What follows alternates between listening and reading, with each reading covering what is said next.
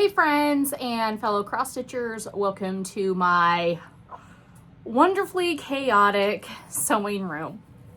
I am getting ready for Nashville Needlework Market and I have piles of stuff, pulling fabrics, looking at stuff, deciding what I'm going to do. Plus I have display items kind of pulled out, what I'm about to use for my product photography. So I've just got a lot of stuff happening all at once. Luna Pug, as soon as I start talking, she gets so excited, like, okay, I'm ready to be on camera now, mama. So we're gonna work today. She goes to the vet again today for her ears. Yeah. And we are working on finishing up my XStitch the Rainbow design collaboration. That is 2026. It is a collaboration with Cottage Garden Threads, and I am so excited. I've participated in every single one that has been available, and Abby Top Knot Stitcher and Nuri of Shaded Stitchery are running it this year. Very excited. I did 2 different chart ideas based on the theme of Beneath the Waves, and I couldn't just do one thing. I needed to do it 2 different ways because I'm extra. So in this video, I am going to show you how we're going to fully finish both of them, and I'm really excited about it. So first off, I do want to say that I am a huge supporter of Leslie of Under the Sea Fabrics, Leslie LaFleur. Her shop is in Texas. She dyes fabrics. This is her 10 count Tula, and it's called Shimmering Azure. So I used this fabric as well as her Shimmering Azure on the opalescent. So I did the 2 different colors, or sorry, 2 different fabric counts with the same color on the different fabrics. And I stitched the whale, which is the main component piece that is in my design. I stitched the whale on a 10 count Tula. It is stitched with 3 strands, 4 strands, 5 strands, and then backstitched with 2 strands. And then in some spots on like the eye is 1 strand, the eyebrow of the eye is 1 strand on this, and then I stitched it on, this is the Shimmering Azure on the smaller count fabric, and this is the fully finish for the 60 by 60.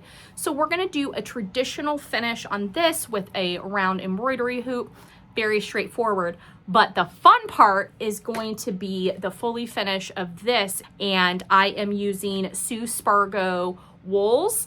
They are really pretty. I'll show you here in a minute.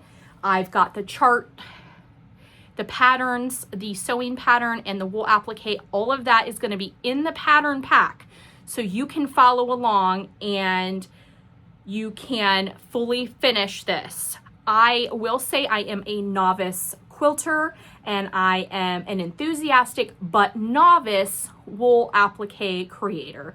So with that, I'm not trying to make anything complicated. I'm just going to show you how I like to finish things. I've been inspired by other creators here on YouTube on how to fully finish things, as well as my own ADHD brain just kind of figuring stuff out too. I am going to be sewing on here. This is my Jazz 2 baby lock that I got. I actually bought this secondhand. Very excited about it. I have in my sewing machine, I have the King Tut brand of thread loaded. I have a variegated, and it's a darker blue that matches my fabrics already loaded in the machine. This is a lighter blue, and this color here, this lighter blue that I used here, works really well with the 10 count Tula here. I did some top stitching and finishing stitching. This is number 963 if you are interested. And I use that because in my product testing and development, I made a little whale, and I will include this video of the finish of the little whale because I wanted to present some different options of fully finishing your piece and making it super fun and cute and delightful and silly and all the things, because I love cross stitch and I just love all the things. So here is this little guy. He is stitched all with 3 strands. So there's no, I didn't put any back stitching on him. He is stitched with 3 strands on that 10 count Tula. So you can see the coverage is different based on how thick your stitches are. So here, the body of the whale here is 3 strands of floss per X here of the blue. Here, the blue outline here is with 3 strands of floss. The green is stitched with 4 strands of floss. The purple is stitched with 5 strands of floss. The back stitching here is done with 2 strands of floss, and then I did 2 strands for the mouth, the open, and it's the whale, they have their way their mouths are for the baleen whales and how they eat the krill. So those are long stitches with 2 strands. So you can see the difference in coverage here between the just 3 strands and the 4 strands. You can see the difference. Oh, in his mouth here, okay, so his whole body here I stitched with 3 strands, but his mouth I stitched with 4 strands, so it looked darker. And you can see the difference in the coverage area and the thickness for 4 strands of floss versus 3 strands of floss. And then just to show you that I do prototype and I do stitch and I spend a lot of time trying to create patterns that are usable and awesome for all of you, I want to show you here, this was my first prototype, stitching with the threads, 2 strands of thread on the Tula. And you can see how much lighter it looks. Again, the density, oh, there's my pug again. The density is different. So that is something just to keep in mind. I absolutely love Cottage Garden threads. This is the third time I've done a collaborative project using the Cottage Garden threads. The first time was the autumn colorway for XStitch the Rainbow a couple years ago, and I made my autumn floral urn on Cottage Garden threads. My second collaboration was using the threads in the 2025 Burb box that is put out by Mislaid Pages, but that colorway. And then this is my third collaboration with Cottage Garden threads for the Beneath the Waves. Really love the threads. I love the way that they look. You can just see here too that orange and red variegation there and how gorgeous it looks. I love it so much. So beautiful. And then that purple even looks like a fuchsia depending on the spot on your floss, on the floss skein, and how it worked. So follow along. Let's fully finish and make a needle book, and then some extra special little thingies, which I'll show you in a minute. All right, follow along. Before we start fully finishing, I want to show you some close-up stitching. I want to show you here how we put in these long stitches using the thread here, and it's gorgeous. It's a purple thread and it's got that fuchsia variegation. I am using a size 24 tapestry needle to put in the back stitching, and I stitched the main design with a size 22 tapestry needle. So you're going to pull through and then poke through. This might take some time. There's no rush, and you're going to get those long stitches in. So this I'm showing you on that 10 count Tula fabric. You are going to be doing this back stitching here in the whale's mouth with 1 strand of floss if you are stitching this on the 32 count, if you're doing the main design on 32 count. But I wanted to show you here close up. There's that original design down there, the full design on the 32 count. I am dropping my needle to let the different threads just unwind because they'll start kind of winding up on me. So there is how we do the long stitches in the mouth. And then I want to show you how we pierce the thread, and pierce the full cross stitch on the inside here putting in these decorative stitches. Oh, but first we've got to tie off this thread here. Now, I'm showing you 2 strands we're pulling through. We're going to pierce through that green full stitch there. After I've already put the blue back stitching around that stitch, I can pull it through, and then you're just going to carefully do that all the way around here.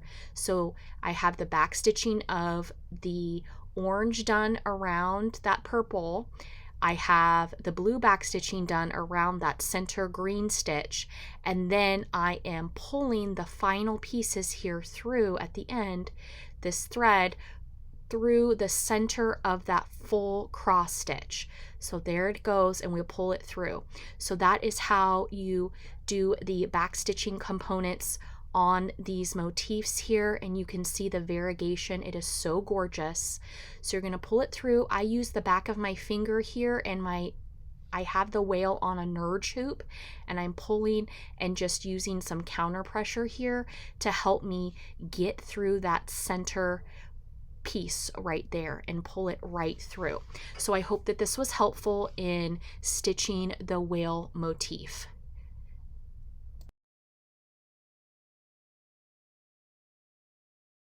All right, here we are finishing the hoop. What I did is I stitched the full design on this 32 count fabric, and then I cut out a piece of felt. It's just the polyester felt to fit right inside that 6-inch embroidery hoop, just to be on the back side of my stitching. And then I'm using a needle and 12 weight white thread, and then I'm pulling it taut here and getting it to where it all gets secured in the back. So I'm just using my hands and pulling gently and getting this where the extra fabric is going to be gathered and folded down behind this 6-inch frame. And then what I'm going to do is I'm going to just lace it down all the way in the back.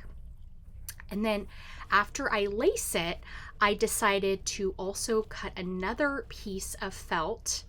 Again, it's just the craft felt you can find at your local craft store, those felt sheets, the polyester felt sheets. And then I am using double-sided acid-free fabric tape. This is the thin version, and I'm just going around where the tape is half on the fabric and half on the hoop here. And I am putting it all down, and then I'm going to use my craft scissors to cut the tape there once I get it all the way around. And then I'm going to put that circle of felt down right on top. And that is how I have finished this design in the 6-inch hoop here. I love it so much. I hope you enjoy it.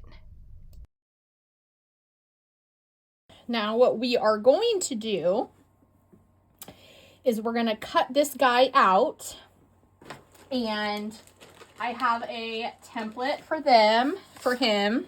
So what I did, and you will get this in your pattern pack. So what I did is I used my pencil and I made little dots, approximately 1 box around the body of this whaley cute guy or gal. And then I went ahead and then manually entered my little inseam. But this, you will have the official pattern. This was my handmade pattern for this. So I'm going to cut this out. And then what I learned when I stitched this little guy up is that it's really important to serge or zigzag edge your fabric. So here with this, when I cut this, I serged my fabric edges. So we're going to cut him out, and then I'm going to zigzag stitch him down at my sewing machine. But I'm going to give myself extra space because I don't want him to be too thin. And my serger also will take some, I'm just going to loosely cut around him. And then we're going to serge the fabric. So I'm just going to cut around. And then my recommendation too is your fabric here, go ahead and serge this and put this in your stash. You can make a bookmark, you can make accessories with this. This is still a usable piece of fabric, especially if you stitch in hand like I do. So we are going to cut this. I haven't decided if I'm going to do anything with this whale up here or not. He was a practice prototype, but I'm not ready to throw in the towel on him. So we're gonna also serge that, and we can use that later for another project. Again, I am happy with these little bits because you can make buttons. I could stitch something right here and make a button with that piece of fabric. So we're gonna put that in our bin here for later. I'm gonna cut. Now that piece might not be usable, so that I might be okay with letting that piece go. So now we're gonna go serge this all the way around.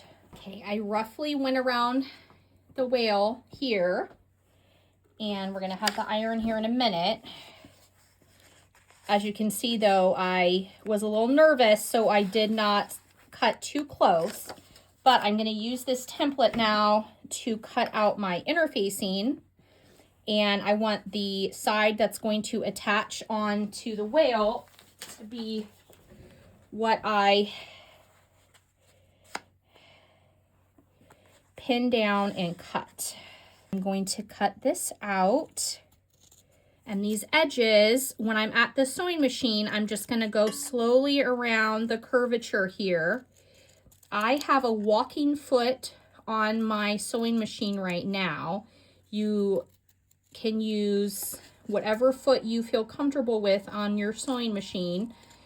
I don't like using the freehand embroidery foot, or lack thereof, when I'm doing this type of stuff, but the 1/4 inch foot or the walking foot would be something that I would use. What we're gonna do now is we are gonna line up this interfacing with this guy here.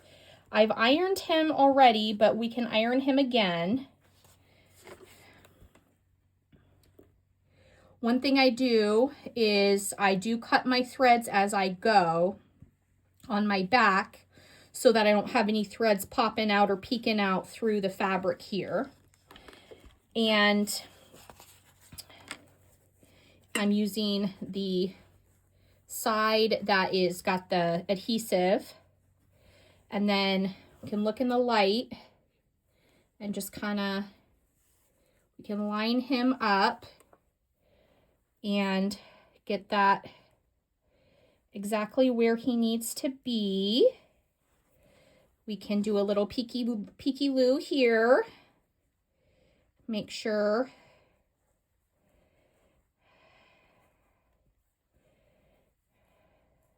Okay. And then I'm going to put that cloth over. And we're going to iron this interfacing down. I'm also doing it this side down so I'm not crushing my cross stitches or flattening my stitches out.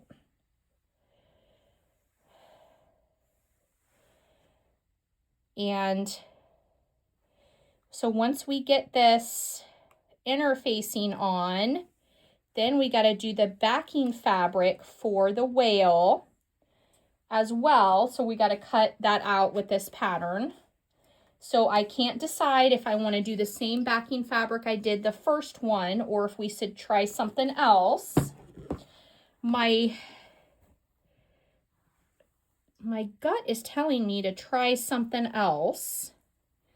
So I have a lot of different fabrics. I went through my pattern and fabric stash to find, like, this, isn't that cool? It's got I bought this at a remnant sale, but it's got like the purples, it's got the corals on there. That might be super fun. Or we could just do something simple, not too busy, because he's pretty busy himself. This fabric I absolutely love. I've used it on so many projects. I love it so much. Oh, and then I pulled these two fabrics, and I think, oh man, this is tough because I pulled this fabric. It's a really deep blue, and I really like that deep blue. I feel more and more like I should do that deep blue. But I also have this batik, which is gorgeous, and I have this green, but we're already using the greens and the oranges. This batik is really nice, but maybe I should go ahead and do the blue. Well, the green would go there. That would go, you know what? Let's do the blue. There's no wrong answer. You know, it's some days I know exactly what I want and some days I don't. And that's okay.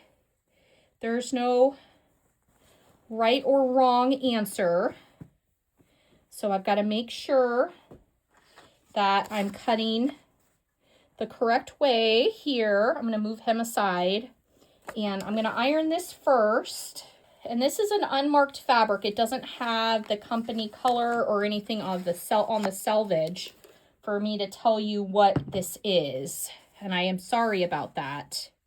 I'm just gonna kind of cut this out and then we'll go through and fine tune cut it here in a second. I wonder after I do all this stuff, why is my craft area so messy? It's because I'm flinging fabric around, debating and figuring out exactly how I want to create something. What is it? Throw fabric around like confetti?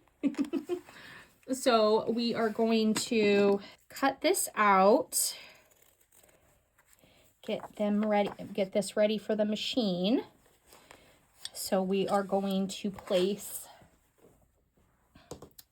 these pieces together, get them lined up. As you can see, again, I left that, and we can cut that down later, but I left the Tula fabric larger than it necessarily needed to be, just to make sure that I didn't cut too close to the stitches. And now I'm going to pin this down to the best of my ability without pinning through onto the cross stitches. And then as I am machine stitching, I'm just going to go real slow and pull the pins as I go. And we want to mark where we are going to leave a space open in order to turn this right side out. So we are going to, I did it on the first whale here. You can kind of see I hand stitched that down using that King Tut thread. I hand stitched the closure there. So I think we're going to do the same down there at the bottom. So to remind myself not to stitch that area, I'm going to add these 2 pins, and that's going to tell me, hey, Amanda, don't forget, you've got to leave that spot open. So I'm going to set that aside. The whales, I kind of cut them out of the bigger pieces of the wool. So we've got to fine cut those out. This I just stitched around, and I left the thing to turn it over. Yes, there's a lot of fabric around here. I can go back and serge it again and get it closer, but I'm not too worried about that. I'm just going to go ahead and kind of snip here, like going around the corners. Keep making these little triangles and cut off the extra thread. That way we have less of a bunch up when we turn this right side out, and we get a really nice curve around the whale motif. So I'm not going to snip that because that's where I'm going to fold over.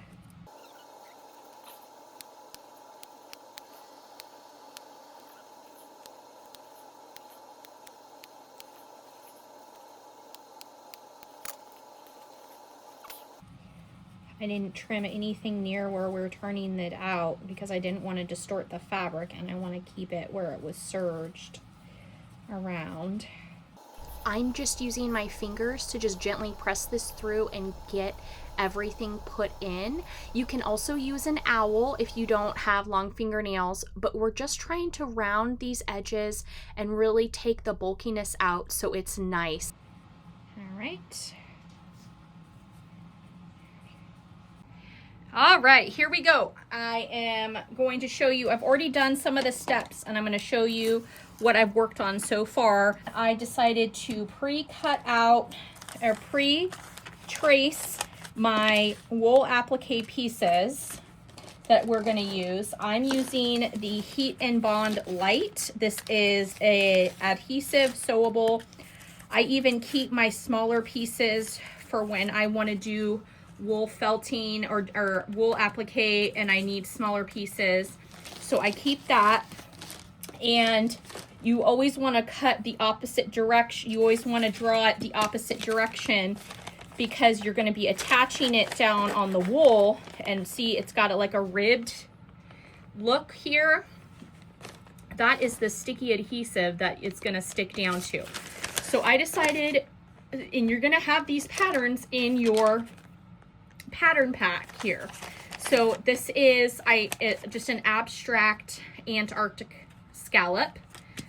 And then these are the southern right whales, and they're not anatomically completely correct. So I did take some liberty, folk art liberty here. Those I've already cut out. This I've got to cut these out, but I just wanted to show you that I laid the pattern down 2 different ways so that the whale can be facing 2 different directions. And we might use both, or we might just use one. You are going to be fully finishing here with me for the first time. I did pattern development and worked on that, but fully finishing this one with the whale cross stitch piece. So I decided that it would be super cool to make it into a needle book and to make it interactive. Interactive, you say? Why, yes, Amanda, I do say. And I will show you the interactive part in a minute. It will all become clear, I promise. If you're watching this video and you've already seen the full reveal of my pattern and you've already seen all the cute things, you're like, Amanda, it's not a surprise anymore. But if you're brand new and you haven't seen the fully finish of this yet, hang tight, you will see it soon.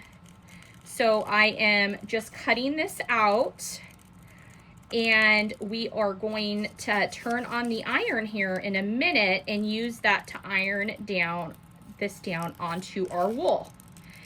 So I'm going to do that. I will say I like to keep at my workstation a little garbage can for stuff, my little scraps, and then we're going to use the scrappy scraps of this later for something else. So I'm putting those away. So I've got scraps for trash, and then I have scraps for upcycling or repurposing.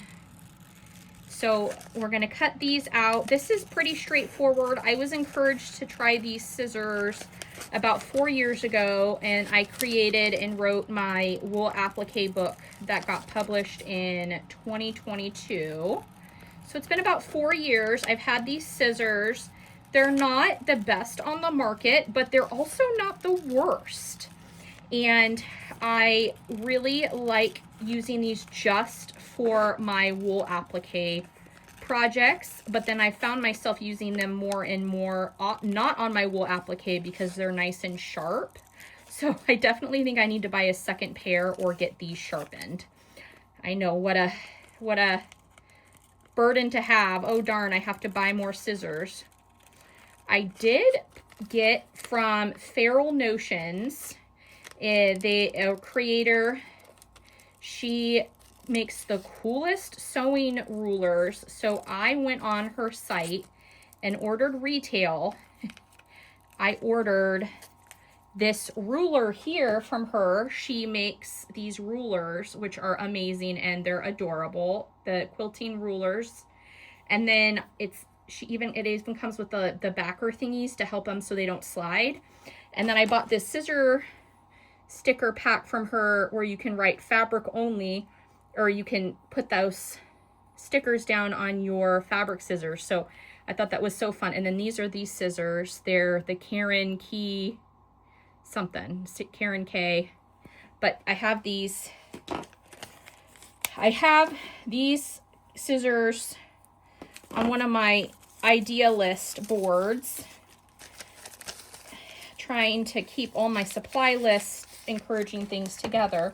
So again, these are big enough that I can always use them later. So I know there's probably a better system for organizing these smaller scraps, but for now I just stuff it in the original bag.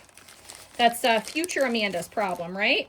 Oopsie. All right, so I've cut out my whale in 2 directions here. Wool applique, wool applique, wool applique. So these patterns, these are the colors for my wool applique. These are by Wonderful Threads. It is a company out of Canada, and I work with them. I have several releases using their threads. Really enjoy them and their company. I work with Sam. She is the director, I believe, of the teacher outreach program, and really love her. So this is, okay, you can see I've got 1, 2, 3 little pug hairs, but these are the different colors that we're going to be using for this project. I have the Sue Spargo Lagoon. Then we have the Electric Lime. And then we have the Persimmon. So these are the 3 colors here that we're going to be using. And I matched them with the collaboration threads. How I felt good about it. Now, this orange is a lot more vibrant than the orange here for Persimmon, but I felt like it was complementary. So I am really happy with that. Lagoon is just amazing, and it has kind of that electric green plus that color, so those 2 combined. I did pull a very dark wool that matched this blue, and I decided no, this blue is amazing and great, and it stands on its own. I don't need to add it in wool. And the purple, again, gorgeous, great, standalone color. I don't need it in the wool. So these are the 4 colors, and these are the 3 wools that we're going to be using. These I picked. These are not officially part of the collaboration. Like, all the designers don't need to use these wools. We're allowed to pick whatever finishing supplies we want. And so these are the wools that we're going to be using for this wool applique component. I have laid out my wool. As you can see, I've used it in the past. So I am going to lay this out so that we can maximize the surface area of the wool that I have, because I really don't want to be wasteful. This wool is gorgeous, but it is expensive. I mean, yes, all good things can be a little bit expensive. But I don't want to be like willy-nilly with this. I like to make sure I'm using my surface area and maximizing the coverage, so I'm not using too much unnecessarily. And again, I know most of you who have made patterns or worked on patterns or sewing in the past, you lay out your pattern and stuff to maximize your fabric, because yeah, fabric is expensive. So we'll get this kind of laid out. I've decided to do this in the same colors, and I have this, my iron set, and I am going to use just a cotton cloth over this and set this down, and we're going to heat it up. So it's going to take a little bit of time for this adhesive to melt and bond down onto this wool. So we just got to be patient. And so I'm going to lay this down. You can kind of see the over. And we're just going to get it nice and heated up. Now, wool is excellent as a heat absorption. Even my iron pad that I'm using here, that's on top of my Sullivan's Better board, is like a wool mat. Wool is a natural fiber. It is really awesome. But when you're cutting, it can be unforgiving, meaning you really want to make sure you have a nice pair of sharp scissors when you're cutting on your wool. And so that is why I'm going to use those scissors there. This cloth I'm using is clean, but it does show some signs of wear from using it a lot in my craft area. But I always like to have kind of a white cotton cloth nearby to help with the ironing and stuff. So, oh, it's nice and hot. So just gonna make sure that all the edges, yep, because that adhesive, we're gonna be using that adhesive to our advantage when we attach this down onto our quilting cotton for sewing. So we have this, and we are going to set it aside while it cools because it's hot right now. And we're gonna lay down our pieces for the whale. And I thought about doing 2 different colors. Now you can choose to do just one color, like you don't have to. So my top whale is gonna be facing this direction on the lagoon. And we're gonna lay this down here. Most irons have a wool setting. Because I have an older Shark iron that I have had for, oh my gosh, probably more than a decade. I put it at my polyester setting, but that's just because the wool setting is just not warm enough. But please, please, please check your iron in your own temperature first. I would hate for you to burn your wool.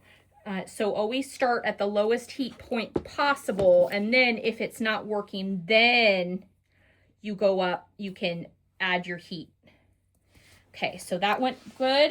We're gonna move this one while it cools. And we're gonna do the other one. So here, I'm gonna lay him down. I'm gonna put him right up against this here. Okay. And then we're gonna move on while we're gonna let these cool, and then we'll cut out this wool once it's cool, but we'll move on to the next part of our making journey here and work on the base of the needle book, which is the shape of the the Antarctic scallop. And I, again, did a stylized version of the Antarctic scallop. There are some resources online that talk about it, and there are just a few photos. But, you know, fun fact is we know more about our universe, and we've explored more of our solar system and our universe than we have of our oceans. And with Antarctica being so cold and a lot of the ecosystem also being underneath the ice of glaciers and stuff, it's been difficult to access and see these amazing ecosystems. Already cut out the pattern and laid it on the fabric. You will need quilting cotton. I picked this coordinating color of quilting cotton here to use. I've cut out the pattern, and it's got like a 1/4 inch inseam seam allowance already on. I have laid that flat, and then so we've got to cut this out. And then I also have, okay, this is fleece interfacing. We're going to use that for the whale and put that on. And then after we cut this out, we're going to use the same outline and cut this out and the fleece here, and we're going to need to cut it out twice. Quilted component with interfacing. We've got the whale with also interfacing, and we have the wool applique component. Don't be scared, we got this. We're going to do this. It's going to be awesome. All right, we're gonna make the needle book, and these are of course the color again that inspired all of this for the collaboration. So what I have done is I am gonna make the needle book closure where you can knot it or tie it. So we're gonna use pumpkin, we're gonna use stream, and we're gonna use kiwi, and these are by Fiber on a Whim, hand dyed. This is the 3/8 rickrack. These two are the 11/16 rickracks. I cut the pieces down approximately 8 inches long for all three, and then I pinned them like this, where you can kind of see it like the waves cascading. We're gonna use this, but in order to not accidentally sew these down as we're working, I am going to roll these up and kind of tuck them in and pin them inside so we don't have any mistakes. So we're going to do that. I'm going to clip this. That way I don't accidentally sew down the ribbon while we're working. So we've got these here, and what I have done is I have cut out, here is our base that was down and with the interfacing, and then I cut out for the coordinating cotton. This is a batik I found at my local quilt shop. So we're gonna set this down. Now we're gonna be turning this over. So we're gonna sew it and then like turn it over. So we gotta make sure we find the right sides. Batik, you can usually see like that's more vibrant, so that's the correct side. We're gonna put that down, right sides together, okay, and we're gonna pin those. But first, we're gonna tuck in our ribbon here, and I've got it pinned like, hey Amanda, remember there's a pin there, but I'm gonna add a second pin here. So the first pin is holding the ribbon down, and the second pin is my visual reminder when I get on the machine that that's where the ribbon is and I need to stop and be careful on that side. So we're gonna do this, and I'm going to clip and clip here. I am going to, we're gonna flip and do the same thing here, kind of in the middle. Make sure. So there is that, and then we're gonna pin this again. And then these, so the ribbon pieces, we wanna make sure they stay down and secure. It's making this bulky, but it's better than accidentally sewing through ribbon later. So just be mindful of that. Now we need to leave a space for us to turn this right side out when we're done. So we're going to do that on this one side here. So just getting this all clipped down. And then I like to do pins as visual reminders too for, hey, we're stopping here to do, this is where you're gonna stop sewing to leave it open and then to turn it over later. So I'm gonna put those 2 pins down there so I know, and I kind of want it to be on the straightaway here so that I can fold it. But because of this shape being the scallop, we're gonna use that curvature because the straightest part here where we could turn over is where we have the ribbon. So we're gonna leave that space open. So now I'm gonna go and I'm gonna sew all around except right here. We're gonna sew all the way around. We're gonna leave this space open and then we'll turn it over. Okay, here we have it. I went through and I sewed all the way around and I left that gap here. Okay, what we are gonna do is I'm gonna trim some of this extra ribbon off that's in the corners. And we are going to make little darts or little like indentations here so that the rounded corner, we get it nice and round. Okay, so I did the darts all around here so that we can fold this or roll this inside out. So we're going to go ahead and do that now.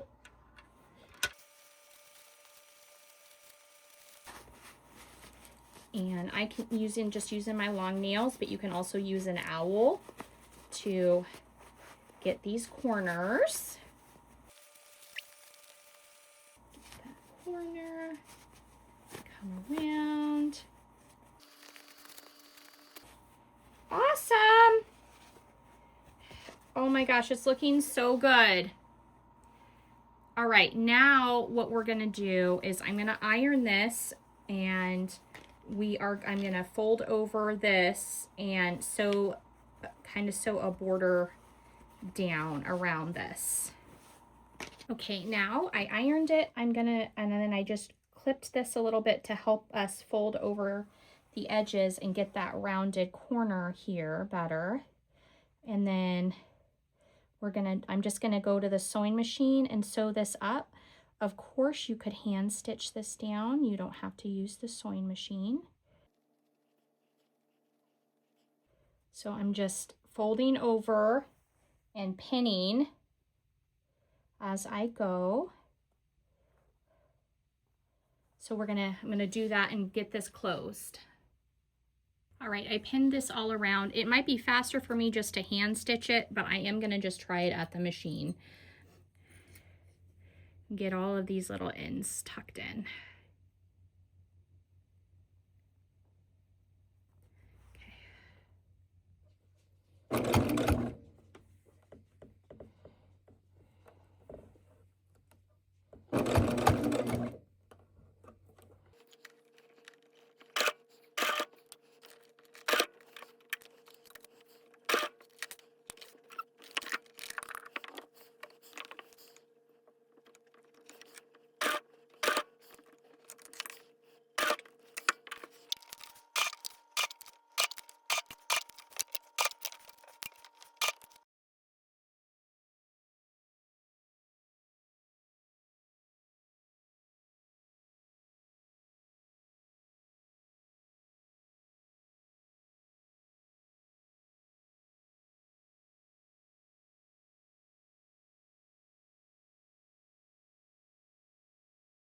Okay, I have stitched this down, and now we're gonna add the wool applique components. And I picked two different types just to show you the different shapes.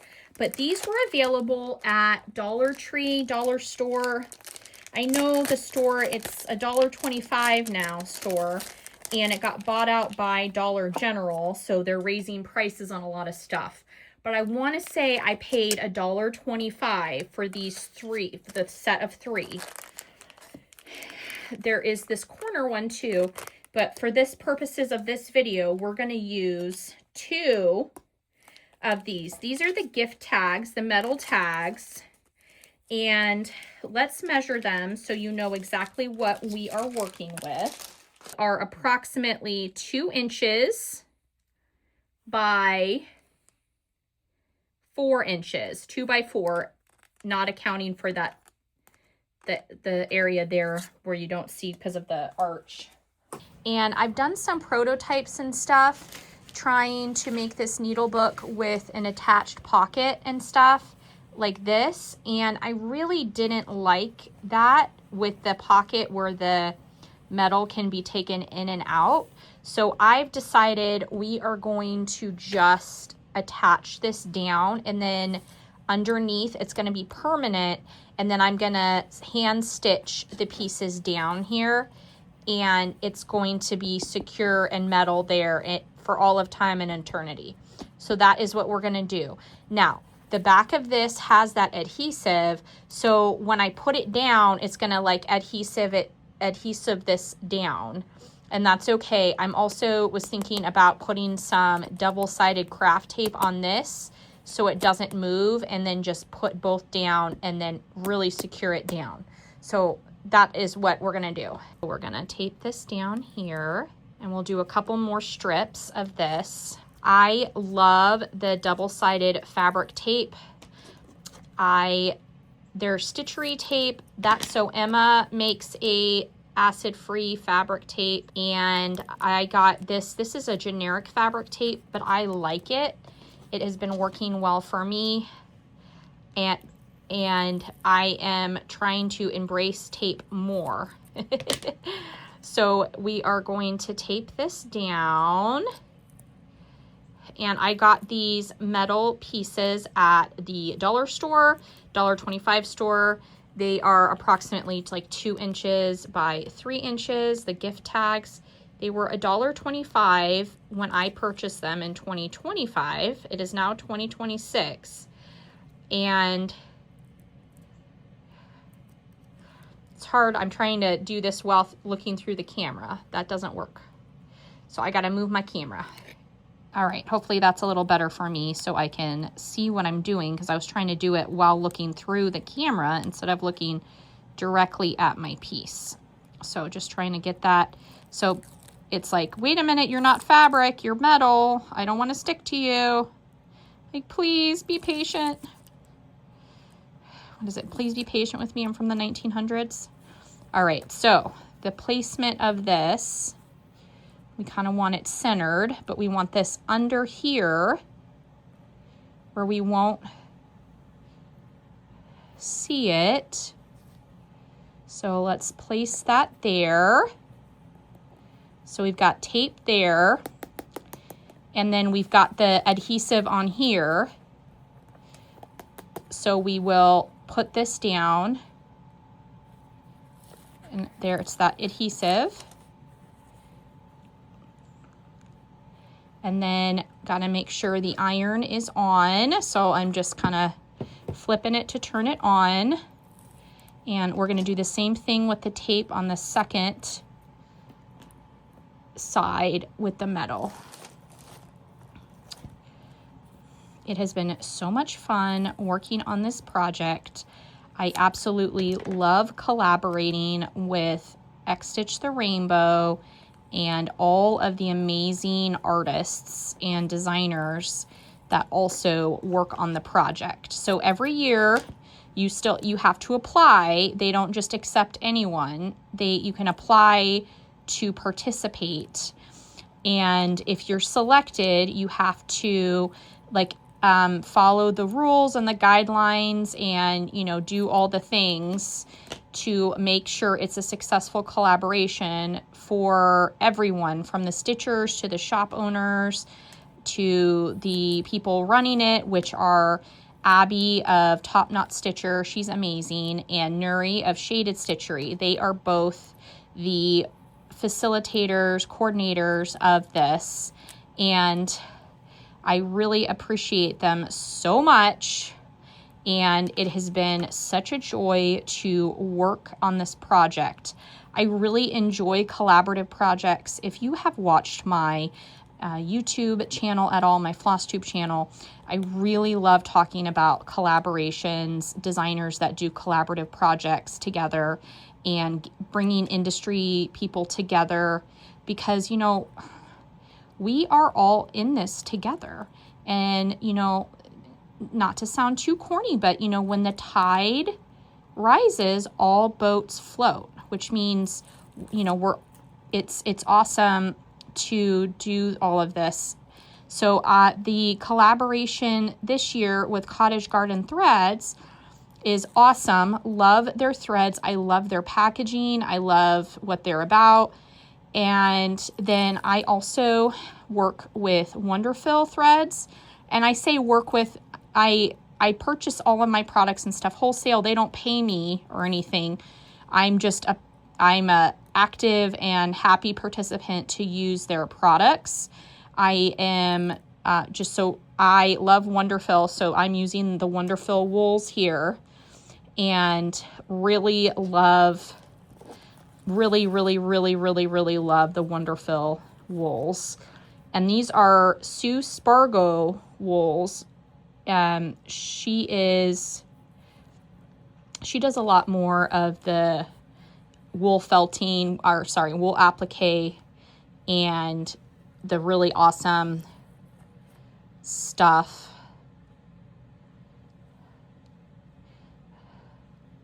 I don't want to make a mistake here. So she's got all the really beautiful colors and colorways, and Wonderful has coordinated with her, and these are the Sue Spargo wools. But of course, anyone can use them and design with them and create with them. So we're going to put that here. So I've left a space here to help it when we fold it over, so that the needle book, it folds over nicely. I love these threads so much. So I did a bunch of prototyping, really excited with everything. So I prototyped the whale. So, and then I prototyped some wool whales here. I prototyped, and I prototyped the first whale here without backstitch, which I love. And then I prototyped, and then I made the official whale that will go with this chart pack. And I love him so much. Oh my gosh, I love him so much. Oh my gosh. So this is just so fun. The colors are so bright and amazing. And I believe this Mariana here, the blue, is brand new to Cottage Garden Threads this year. And I want to design a blue sampler or do something again using this blue. This orange is outstanding. I mean, I see myself designing with this color, these colors in a different capacity, not necessarily the same colorway, but using these colors again in future designs. I love them so much. So I got this stuff getting down, getting that glue nice and hot so it sticks.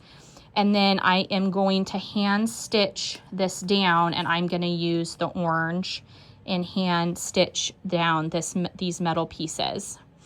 I also, what I did here for my krill is I cut them out. You leave, when you stitch on plastic canvas, you leave that one block around so that you cut and you're not cutting your stitches. Then I put the double-sided fabric tape. So I have two different sizes. There's this side, the super thin one, and then I had the bigger, thicker one. The thicker one you just saw me use here, but I used the thinner one here, and then I put the wool on the back of it, and the wool color is called Sea Spray. And then I made the krill. Fun fact, krill are the size of a paper clip. Now, my paper clip there, it's a large paper clip. It's not the standard size paper clip, but I figured you all would give me some artistic licensing and be okay with that.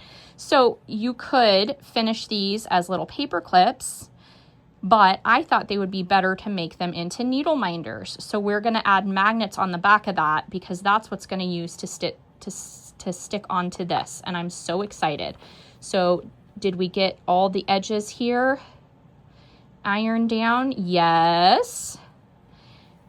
My sewing machine kind of acted up on me and I had to stop here, and that's okay. It just goes to show you that I'm human and I make mistakes. But this is now, the metal is down and it's still hot, but oh, you fold that down and there is the scallop. Oh my gosh, I love it so much. So I had a little bit of an error here when I turned my edges over, but that's okay. Again, it just goes to show you that this is handmade. If I want to make it where it's not completely equidistant, I can kind of maneuver it around, and I can iron this down and get that fold nice and reinforced here. Oh my gosh, this is going to be so dang cute. I'm so excited. So we've got this. Again, we're going to go hand stitch the magnet pieces down, and these can work as needle minder holders or as a thread bed, depending on how you want to situate it. I cut out these two different whales. Oh my gosh. Do we want to do that, or do we want to do the green? Oh, this is tough. Oh, I love them both. I think we're going to do the green. Oh my gosh, it's going to look so good. We are going to make this magnetic poetry board. And so what I'm doing here is, this is magnetic poetry. It's metal. And I have cut out, with the inseam, I've cut out this. So it measures approximately, I'm going to cut out 15 inches by 13 inches. And so I cut out a front and a back fabric, 15 by 13. So I cut those two out, and then I'm going to cut out, this is a lighter interfacing. It's not as thick as some of the other ones. This roll, it's like about 16 inches. So we're going to cut it out at 13.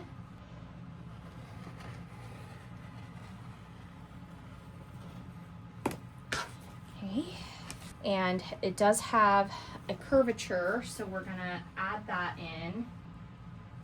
And then we're gonna cut off the extra length as well, because this was 16 inches and we don't need it at 16. So with the, I'm gonna cut this down. We've got that, and then I'm gonna cut the edging here. The edges, the rounded edges here.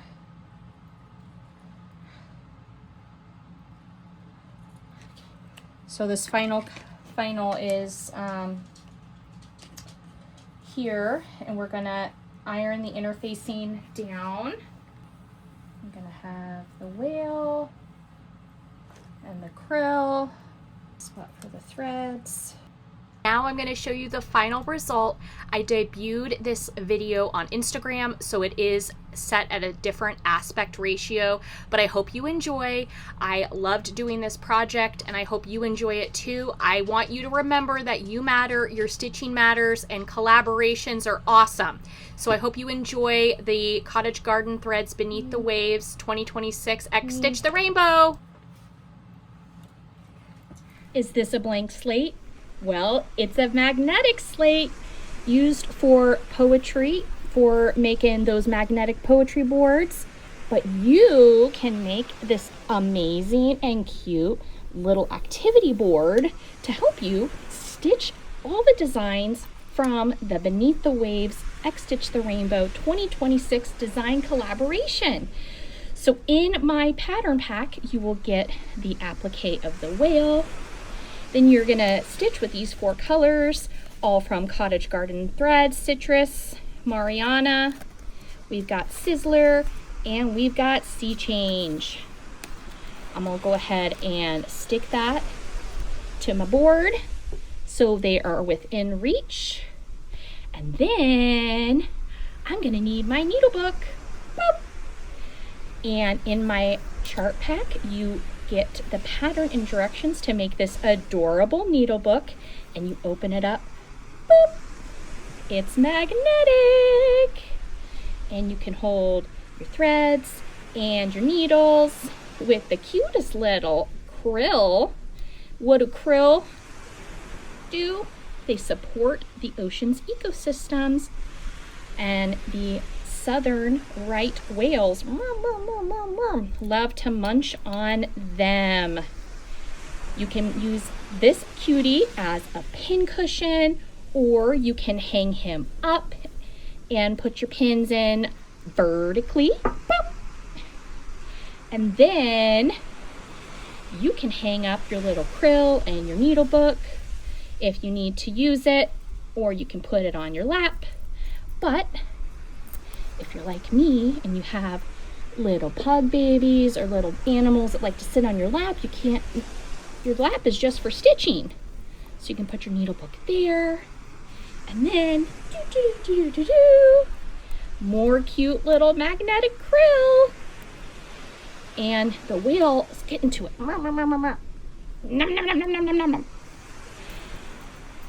All this cool activity stuff. But you say, Amanda May, I don't want to do all of that. I just want to stitch the design collab. Don't worry. I got you covered.